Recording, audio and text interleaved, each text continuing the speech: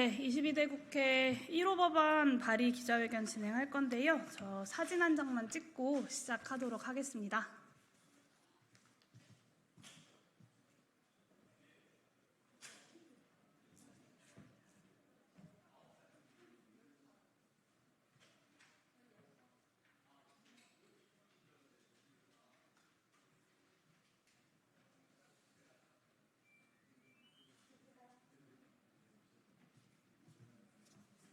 네, 잘 부탁드립니다.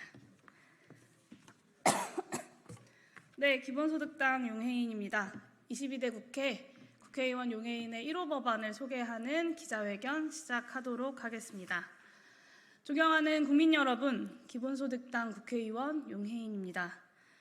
대한민국의 미래가 사라지고 있습니다. 한국의 2023년 합계 출산율은 0.72로 세계 최저치를 찍었습니다.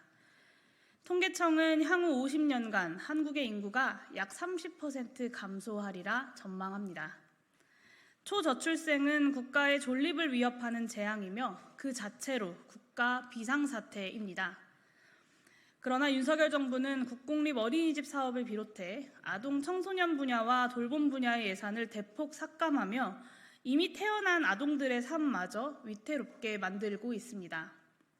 초저출생 핵심 원인은 아동에 대한 공적 지원의 부족입니다. 대한민국의 양육비는 OECD 최고 수준인데 아동에 대한 공적 지원, 특히 현금 지원은 OECD 평균에도 미치지 못합니다. OECD 국가들은 2019년 구매력 지수 기준으로 0에서 17세 아동들에게 연 56,500달러를 지원하는 반면 우리나라는 그 절반 정도인 29,000달러만 지원하고 있습니다. 한 아이를 키우려면 온 마을이 필요하다라고 합니다. 그런데 대한민국은 아이를 함께 키울 수 있는 마을을 만들기는커녕 일단 놔퇴 각자 알아서 키워라 라고 말하는 무책임한 국가가 되어버렸습니다. 저 용혜인은 초저출생 인구 위기를 극복하고 대한민국의 미래를 되살리기 위해 22대 국회 1호 법안으로 아동기본소득법을 발의합니다. 이제는 아동수당 제도를 아동 양육에 대한 보조적 지원을 넘어 아동 삶의 튼튼한 기본을 만드는 아동기본소득으로 발전시켜야 할 때입니다. 아동청소년 기본소득은 지난 총선에서 더불어민주연합이 함께 국민께 드렸던 약속이기도 합니다. 이번 법안 발의에는 기본소득당뿐만 아니라 더불어민주당, 조국혁신당, 진보당, 새로운미래와 사회민주당 등 개혁국회를 이끌어갈 야 6당의 국회의원 20명이 힘을 모았습니다. 기본소득당은 아동기본소득법 발의를 시작으로 총선 당시 연합정치를 통해 약속드렸던 개혁과제를 실현하는 데에 앞장서겠습니다.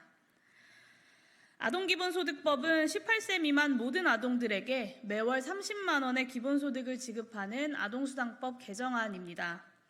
유엔 아동권리협약과 대한민국 아동복지법은 아동의 연령을 18세 미만으로 규정하고 있습니다. 아동기본소득은 0세부터 17세까지 아동의 전 시기를 아우르는 탄탄한 공적 지원으로 아동 양육의 경제적 부담을 경감하겠다라고 하는 아동수당법의 원 취지를 제대로 실현하는 법입니다. 또 아동기본소득법은 14세 이상의 아동이 기본소득을 직접 신청하고 사용할 수 있도록 설계했습니다. 14세는 단독으로 통장 개설이 가능한 연령으로 아동이 경제활동을 자발적으로 시도하는 첫 시기입니다. 아동기본소득은 14세 이상의 아동이 안정적인 지원 속에서 경제적 주체로 성장하도록 돕는 마중물이 될 것입니다. 보호자와의 갈등이나 폭력, 학대, 방임, 분리 등으로 인해서 보호의 사각지대에 놓이는 아동들은 점점 늘어나고 있습니다. 아동기본소득법은 아동의 자발성과 자기결정권을 존중하는 직접 지급으로 보호의 사각지대에 놓인 아동들도 고루고루 지원하고자 합니다. 초저출생 인구위기 극복을 위해 지급 대상을 만 18세 미만 아동으로 확대하고 지급 수준도 대폭 인상한 용해인표 아동기본소득이 필요한 이유를 3가지로 말씀드리겠습니다. 첫째, 소득 불평등이 출생 불평등으로 이어지고 있습니다. 한국경제연구원이 2010년부터 2019년도까지의 추이를 분석한 결과 소득 하위층이 상위층에 비해 출생률의 하락폭이 컸습니다. 2019년 출산 가구 중에 54.5%가 상위층, 37%가 중위층이며 하위층은 8.5%에 불과합니다. 돈이 아이를 낳을 수 있는 가구와 아이를 낳을 수 없는 가구의 기준이 되고 있습니다. 자녀들에게 금수저를 물릴 자신이 없으면 출산을 결심하기가 어려운 가혹한 현실입니다. 모든 국민이 소득 걱정 없이 출산과 양육을 결심할 수 있도록 아동 양육에 대한 국가 차원의 현금 지원을 확대해야 합니다. 아동기본소득은 아동이 부모의 소득에 구애받지 않고 존엄하게 성장할 수 있는 환경을 만드는 출발점입니다. 둘째, 영유아 집중 지원만으로는 아동 양육의 경제적 부담을 경감시킬 수 없습니다. 윤석열 정부는 영아기 집중 투자를 기조로 양육 초기 지원에 집중해 왔습니다. 현행 아동수당도 8세 미만인 영유아 아동만을 대상으로 하고 있습니다. 그러나 아동 양육에 대한 부담은 오히려 학령기로 진입할수록 더욱 커집니다. 영유아기 자녀의 1인당 월 평균 지출 비용은 60.6만 원인 반면 중고등학생 시기에는 91.9만 원까지 상승합니다. 양육 초기에만 반짝 도와주는 단기적인 재정 지원으로는 자녀 양육의 경제적 부담을 경감시킬 수 없습니다. 아동기본소득을 도입해 아동의 출생부터 고등학교 졸업까지 생애 전 시기에 걸친 든든한 공적 지원 체계를 마련해야 합니다. 세 번째, 아동에 대한 현금 지원 확대가 초저출생 극복 국가의 비결입니다.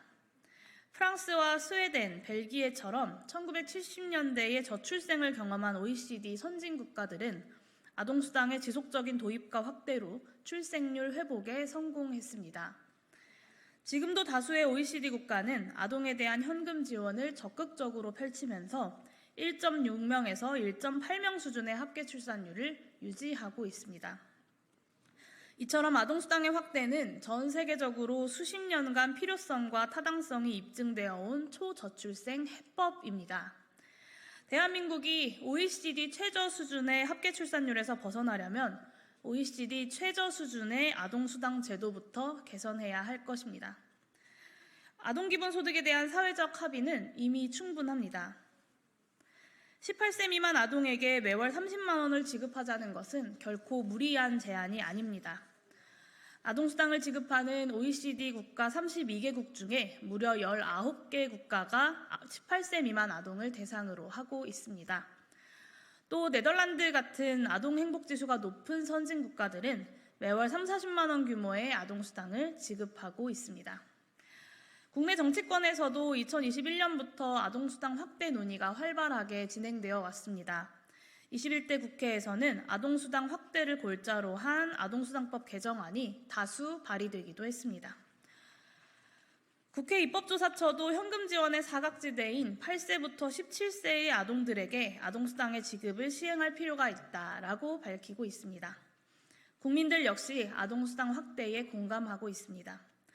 한국보건사회연구원에 따르면 2018년에 이미 아동수당 수혜자의 74.7%가 아동수당의 지급액이 적다라고 밝혔고 아동수당 지급액으로 20만 원 이상, 40만 원 미만이 적정하다는 응답도 69.6%에 달했습니다.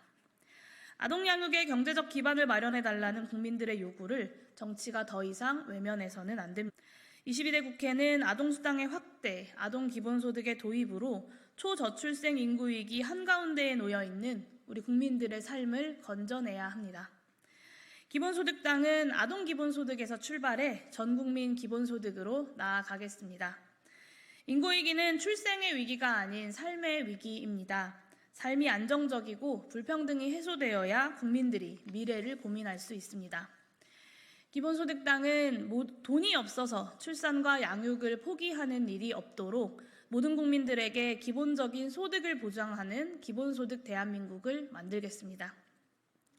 기본소득은 급변하는 시대, 우리 사회가 당면한 복합적 위기를 해소하기 위한 국가 혁신의 패러다임이고 헌법이 규정한 국민의 기본권을 보장하기 위한 가장 효과적인 방안입니다. 기본소득당은 아동기본소득을 시작으로 22대 국회에서도 다양한 기본소득 법안을 발의해 나가겠습니다. 뿐만 아니라 22대 국회에서는 기본소득 실현이 한 걸음 더 가까워질 수 있도록 최선의 노력을 다하겠습니다. 국민 여러분들의 많은 관심과 지지를 부탁드립니다. 감사합니다.